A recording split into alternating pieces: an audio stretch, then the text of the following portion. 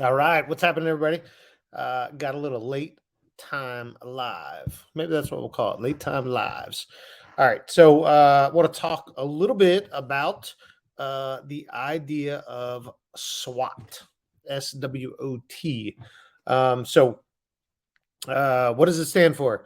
So SWOT stands for strengths, weaknesses, opportunities, and threats.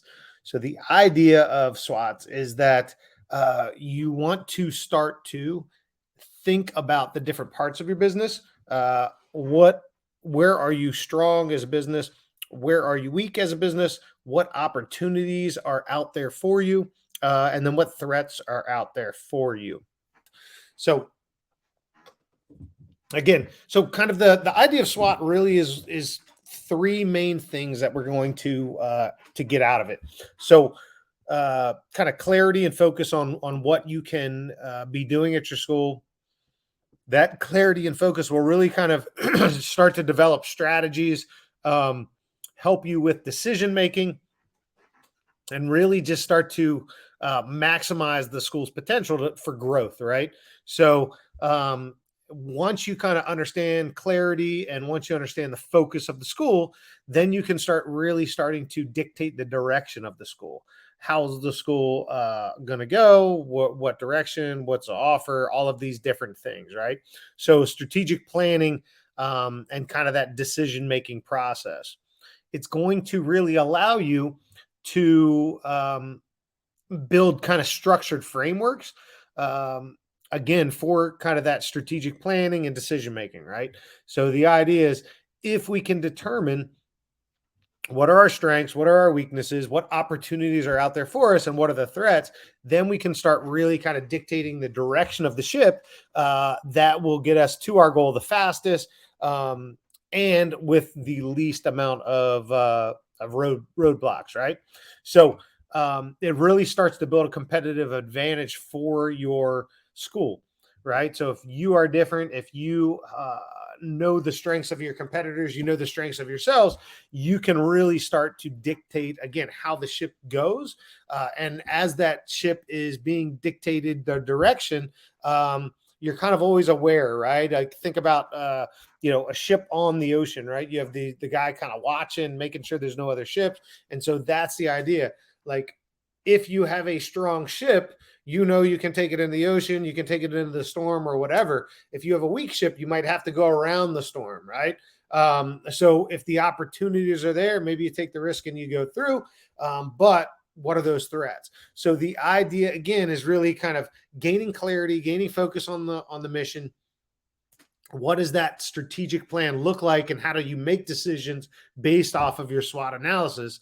And then really kind of keying in on your competitive advantages, so that you can kind of figure out what's your unique selling point, right? You hear that a lot, USP, unique selling proposition, or unique selling point. It's really the differentiator between you and the rest of the market. So, like a lot of the schools around here offer a 7-day trial or a 1-day pass, where we have a 6-week program. It's a better offer. We get more people clicking on that because of the offer, right? So as you start to conduct and set up these kind of these SWOT analysis for your school, you really want to start to be able to sit down and develop what is our strength, right? So you want to actually label those out. You want to write this stuff down so that you can start to figure out what are our advantages. So you want to actually think about this. And the other thing is you have to be honest with yourself. If you suck at posting organically on social media, you probably don't want to have that as a strength, right? That might be considered a weakness for you.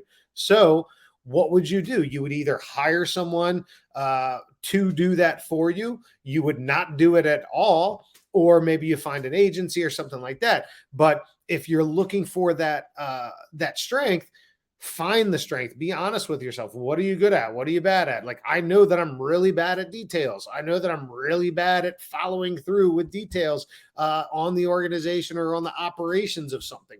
I'm really good at coming up with ideas. I'm really good at implementing ideas. I'm really good at seeing the problems that ideas could have or that we could run into. whether they be problems or not. So the idea is, how do you structure your business in a way that you can sit back and look, where are the strengths, right? Do we have an amazing instructor that no one else has? Is that a strength of ours? Do we not have an amazing instructor and we only have purple belts? And we have to be able to figure out what is our unique selling point when we only have a purple belt versus a school that has all black belts. So some of the examples might be for strengths, right? Skilled instructors, reputation. How long have you been in business? How cool is your facility? How big is your facility? How clean is your facility? What kind of offers do you have? Do you have the ability to give someone a free program and then make money up on them later on, right? Do you have a big bank account so you can run promotions, not worry about getting that upfront cash and collect it 30 days, 60 days, 90 days later? So these are all things that you want to start to look at as the strengths, right? Is your team really strong? And again, be honest, everybody has a culture at their gym. Everybody has, what they feel like is an amazing jiu-jitsu experience, but is it really, right? Is it really any different than anywhere else that you would go? You go to 10 schools, they're going to say, oh, I love the family here. It's just the vibe that they have. So again, when you start to think about this stuff, start to think about it in this format, right? So strengths, weaknesses, opportunities, and threats. This is something that you should probably be doing on a quarterly basis. Getting together with your team, getting together with your other owners, getting together with your other instructors, right? Figuring out what those strengths are. What are your weaknesses? Like I said, if you're really being honest with yourself, are you not charismatic? Can you not sell? Are you really bad with social media? Have you never competed before and you look at that as a weakness? What is the weakness that you have? Are you not marketing enough? Are you marketing too much? Maybe you only have one program and you think that that's a weakness. Maybe that's actually a strength if you actually put the right spin on it, right? I talk to a lot of school owners that, they say, hey, I want to grow my kids program. My kids program sucks. I only have, 5 kids in the class. When the parents come in, they see 5 kids there. They're all bummed out. And I say, no, you have to be able to spin that into a positive for your academy. So the idea is, we only have 5 kids on our class. So depending how I, as the instructor, or I, as the salesperson, talk about that, it's, we only have 5 kids on our class. We don't have a lot of partners. There's not a lot of action going on. Hopefully we'll grow this program.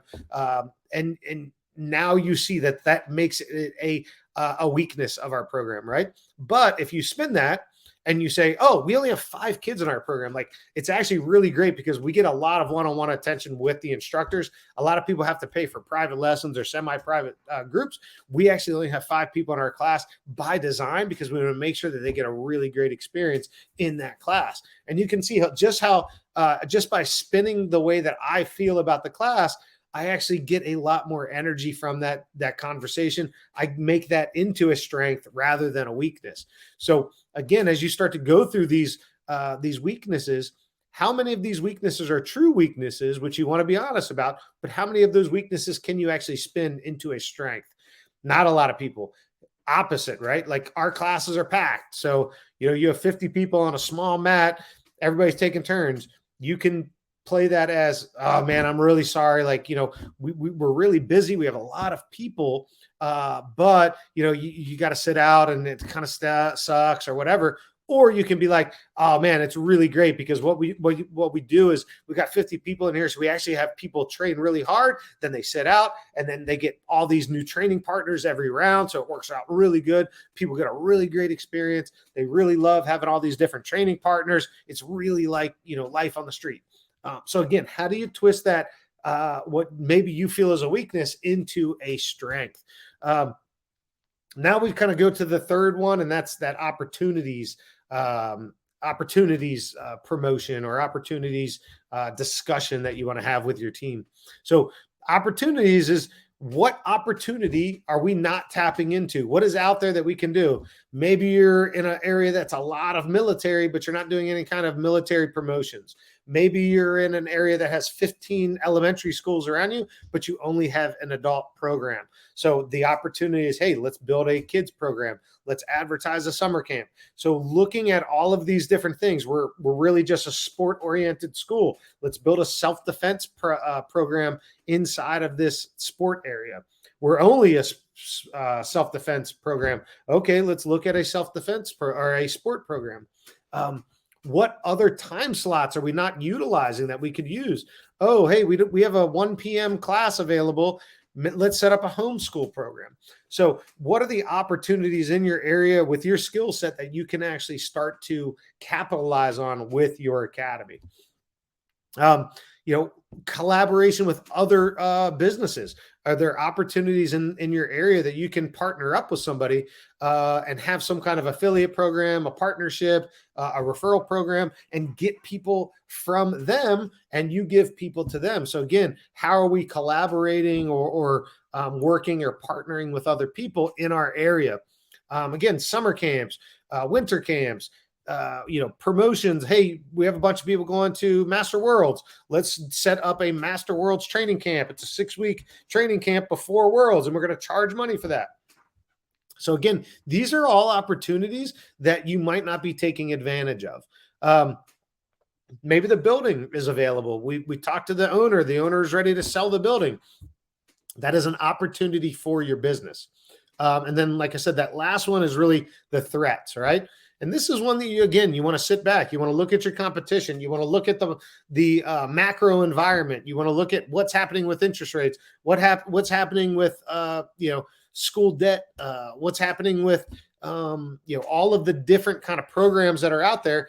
Are there threats to your business because of the macro environment, because of the increased competition, because of all of these different things? So not that we have to be scared, but we want to be aware. How can we position ourselves different from them, right? So if a dance school opens up right next door to you, how do you position yourself differently from that dance school so that you can still get clients? Maybe, again, partnering with them and having a collaboration. Hey, drop the son off here, drop the daughter off there, or vice versa. Who knows? So those threats might be, again, just some examples of those: increased competition of other schools, other programs, other clubs, other sports. Maybe it's the time of the year. A lot of people say summer's a bad time for martial arts schools. We've never really had a big dip for that. We've always marketed through that and usually gained traction all the way through the summers. But if maybe you look at that as a threat, okay, we have, it's first quarter. We're going to be coming up on the end of second quarter soon, and it's going to be summertime. We got to do something to get something going. Oh, an opportunity might be, let's start some summer camps to fill in that time. Again, economic downturn would be another one. Like I said, the macro environment. I've talked a lot about, interest rates and how they go towards, making people's judgment of how much money they have or how much money they can spend. Typically, when houses are up, money is up, stock market's up, everybody's spending money, willy-nilly. They don't care. They enjoy spending money. As those things start to collapse and crash, then people start to worry, right? Most people, their biggest net worth is inside of their home. So if they see their home values going up every day, they're really happy. If they see their home values start to come down, then they start to feel poor again. So again, how do we look at these economic downturns, recessions, depressions, all of these different things, inflation, and how does that affect our academy? And then, basically just changing trends in general. So again, what are the trends that are happening? Is jiu-jitsu and martial arts really popular? UFC's blowing up, PFL's blowing up. All these people are looking for MMA, jiu-jitsu, Muay Thai, all this stuff. So maybe if you're in karate, are you saying, wow, like our market's shrinking, but these other markets are going up? What do you need to do? Maybe you start to tie yourself back to the Olympics or one of these other things, right? How do you tie your market to something that's going to be beneficial? Again, build a strength out of a weakness, build a strength out of a threat.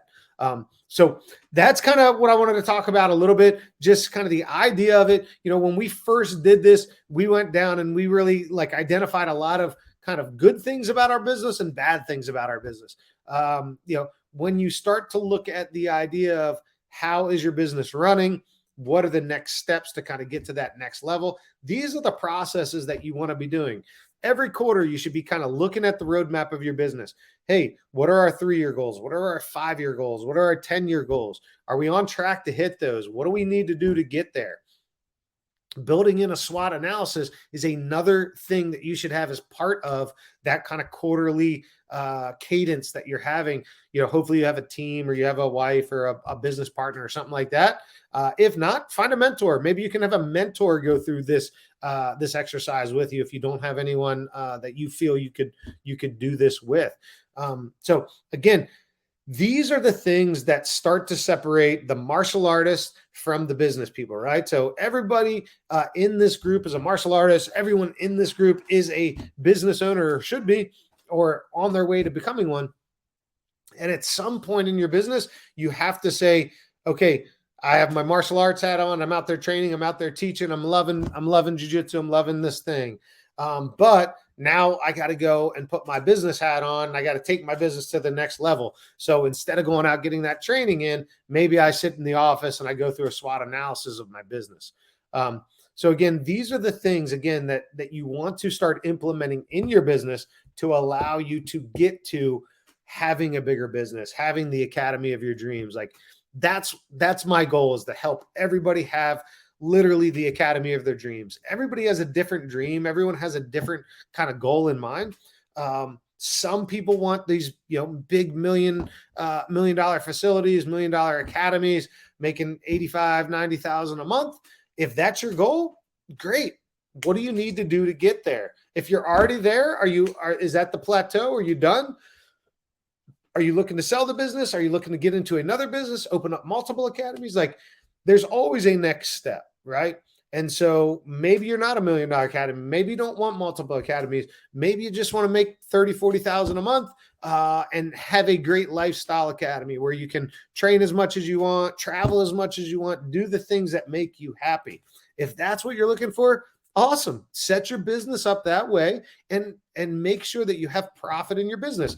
That way you can hire some people when you're out of town. That way you can have some systems and processes around your business so that when you're gone for 3 or 4 months, the business still grows. Like, just know, like, most wealthy people, very, very wealthy people, have built their life around a business, right? They've built their wealth around a business. They've invested their money, they invested their time into a business, and that's how they've gotten wealthy. Real estate is right there, stocks are right there. But again, the majority of business owners that are very, very wealthy, it's because they invested their time in their business and their business grew. Like, I know a lot of very good competitors, very good people that do seminars, do all of this stuff.